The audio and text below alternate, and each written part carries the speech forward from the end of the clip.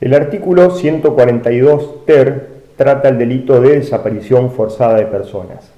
El antecedente de la incorporación de este artículo lo da la Convención Interamericana sobre Desaparición Forzada de Personas de Belén do Pará.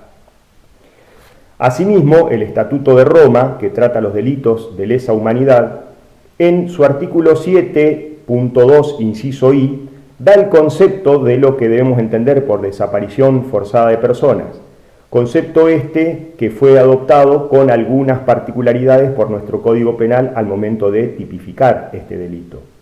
El Estatuto de Roma establece que por desaparición forzada de personas se entenderá la aprehensión, la detención o el secuestro de personas por un Estado o una organización política o con su autorización, apoyo o aquiescencia, seguido de la negativa a admitir tal privación de libertad o dar información sobre la suerte o el paradero de esas personas con la intención de dejarlas fuera del amparo de la ley por un tiempo prolongado. En nuestro caso, sujeto pasivo va a ser de este delito cualquier persona más allá de los agravantes puntualmente establecidos en el artículo citado. Con relación al sujeto activo del delito de desaparición forzada de personas, vamos a ver que acá en este tipo de delitos el Estado se vuelve en contra de sus propios habitantes utilizando todo ese aparato represor, todo ese aparato de fuerza, fuera de los límites que el sistema jurídico le marca o los límites que el sistema jurídico le impone al Estado. Por un lado, dentro de los sujetos activos vamos a encontrar los funcionarios públicos, cuya descripción o cuyo concepto ya está establecido en el artículo 77 de nuestro Código Penal. También pueden ser personas o miembros de un grupo de personas que puede ser distinto del empleado público. Se puede actuar de forma unipersonal o bien formando un grupo de tareas que actúa justamente a la luz del día o en la clandestinidad. Puede ser, por ejemplo, grupos paramilitares o, remontándonos a una historia reciente en nuestro país, por ejemplo, la AAA. Estos grupos van a actuar relacionados con el Estado, justamente como bien dije, el Estado se vuelve en contra de sus habitantes.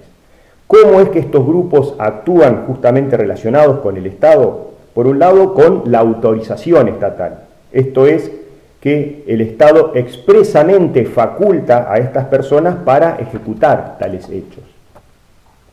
Esta autorización puede provenir de la propia ley, por ejemplo, está autorizada la detención de personas en caso de flagrancia, o bien desde una autoridad competente que puede disponer esa detención, aunque esa detención sea ilegal. Vamos a ver más adelante que la detención o la primera parte que conforma este delito puede partir de la legalidad o la ilegalidad propia de la detención.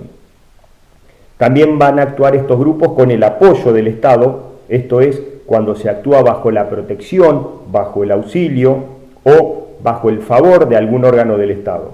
Puede ser que el apoyo sea material, por ejemplo, con elementos necesarios para llevar a cabo este tipo de actividades o la provisión de logística, o bien facilitando el accionar antes, durante o después de que se produzca la privación de la libertad, por ejemplo, liberando la zona, facilitar la huida, instruir después a la burocracia para que permita a los autores continuar con la actividad que desarrollaron. Cuando hablamos de la aquiescencia del Estado, es un apoyo moral que presta el Estado, o sea, un consentimiento, una forma de tolerar o de alentar este accionar. Lo común, aunque no es específico, pero sí lo común de este tipo de acciones se dan en los regímenes de facto, ¿sí? Aunque nada impide que, vuelvo a reiterar, que esto pueda llevarse a cabo en un Estado de derecho. En cuanto a la conducta típica, la misma hay que separarla en dos momentos. Por un lado vamos a tener un modo comisivo, el primer momento va a ser un modo comisivo y el segundo momento puede ser comisivo u omisivo. Esto significa que estamos en presencia de un delito de acción doble, puesto que si no se dan esos dos momentos no vamos a estar en presencia de este delito. El primer momento va a ser la privación de la libertad de la víctima. Al contrario que lo que establece el Estatuto de Roma, que mencionaba la aprehensión, la detención o el secuestro, nuestro Código Penal no especifica un modo de cometerlo, simplemente hace alusión a cualquier forma de detención de esa persona, o sea que hay una interpretación amplia. La privación de la libertad debe consistir en la desaparición de la víctima, por lo tanto requiere su ocultación, como bien habíamos visto en el delito anterior, sacándola del ámbito en el cual se encuentra o bien reteniéndola.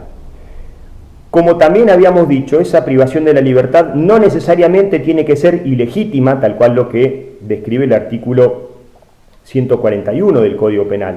El autor de este hecho puede actuar legalmente incluso amparado por una causa de justificación, como puede ser, por ejemplo, la detención por parte de un civil en el caso de un delito de flagrancia. Entonces, como primera medida, vamos a tener una privación de la libertad que puede ser legítima o ilegítima. No necesariamente tiene que ser este segundo supuesto para que se dé este delito.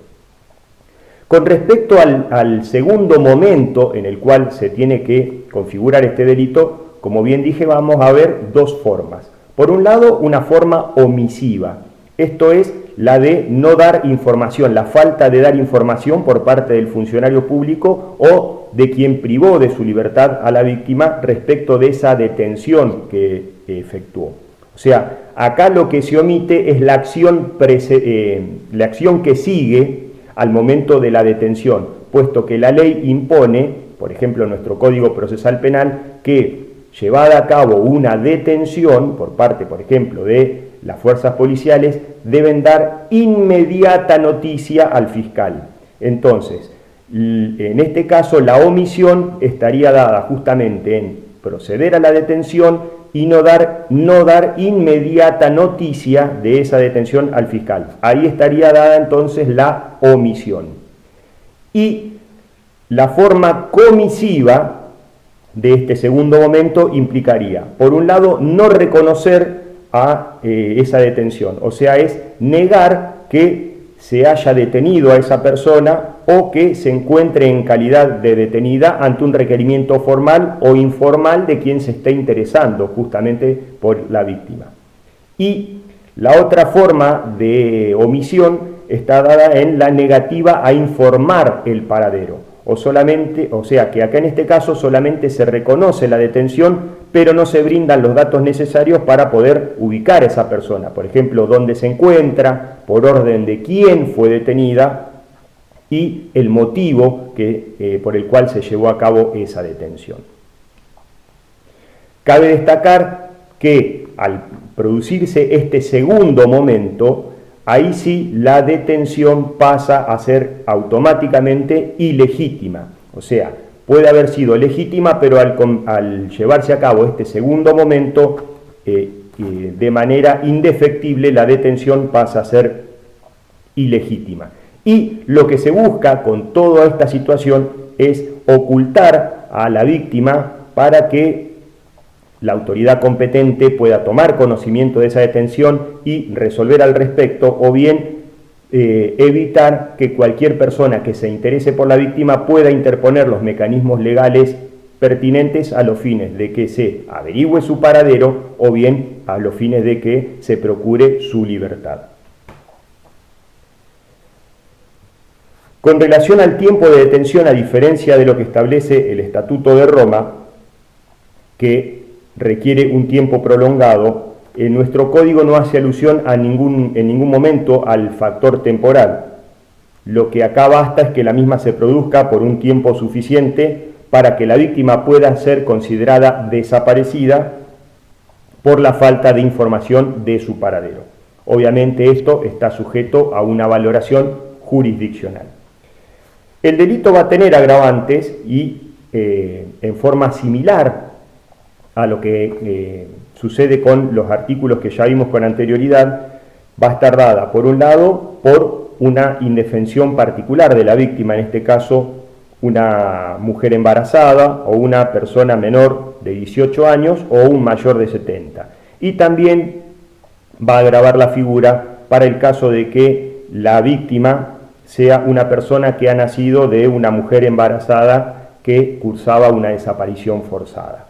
Y por último vamos a tener un minorante, al igual que en el caso anterior, esto es la figura del arrepentido.